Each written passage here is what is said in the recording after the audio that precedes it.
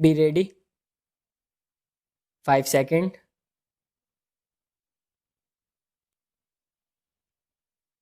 Start. I am extremely pleased to release the State of the Young Child in India report. It is a comprehensive account of the challenges related to early child development in India, and it also makes a set of recommendations on how to address them. I must compliment everyone associated with bringing out this informative book, which will be useful to all the stakeholders from policymakers to academics.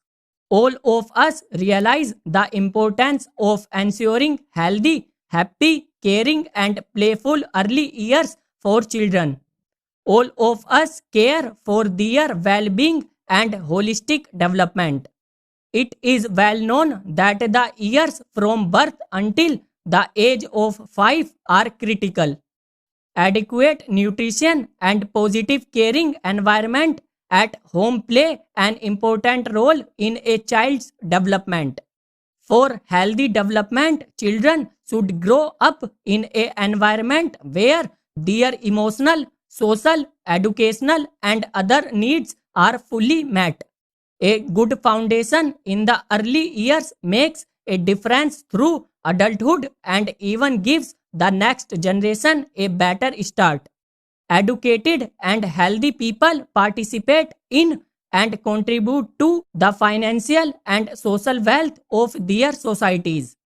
As you all are aware, poor nutrition hampers physical as well as intellectual development of children. It makes them vulnerable to illness and affects their performance in school. It is estimated that early childhood stunning affects nearly 1 in 4 children younger than 5 globally due to lack of nutrition. As mentioned, early undernutrition and poor sanitation can lead to developmental delays and a lack of progress in school. For a country, poor early childhood development could mean economic loss. We need to understand the crucial importance of this aspect of national development and take effective steps to ensure all children have a healthy start to their lives. It has been mentioned in the just released report that of the 159 million children aged below 6 years in India, 21% are undernourished, 36% are underweight, and 38% do not receive full immunization. These figures underline the crucial importance to invest in early childhood for realizing the full potential in later years. The report also pointed to the insurmountable evidence of the huge returns on investment in early childhood development at the individual, household, and country levels. Proper nutrition, stimulation, and care during the first 100 days of life from conception to the second birthday has a profound impact on the child's ability to grow, learn, and rise out of poverty, and in the process shape society's long-term stability and prosperity.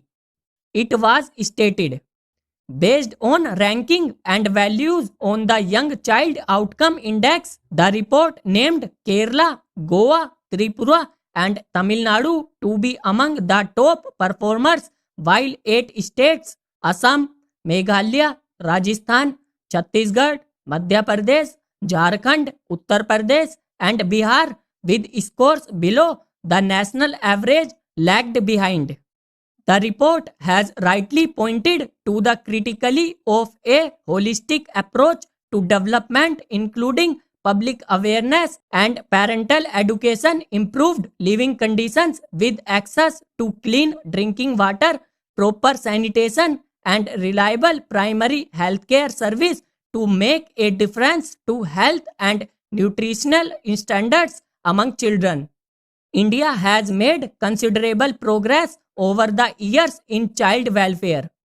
While the government of India has introduced several comprehensive policies and flagship programs like the ICDS and the National Nutrition Mission, Poshan Abhiyan for early childhood development in the country, the need of the hour is to implement them effectively through proper coordination among various ministries.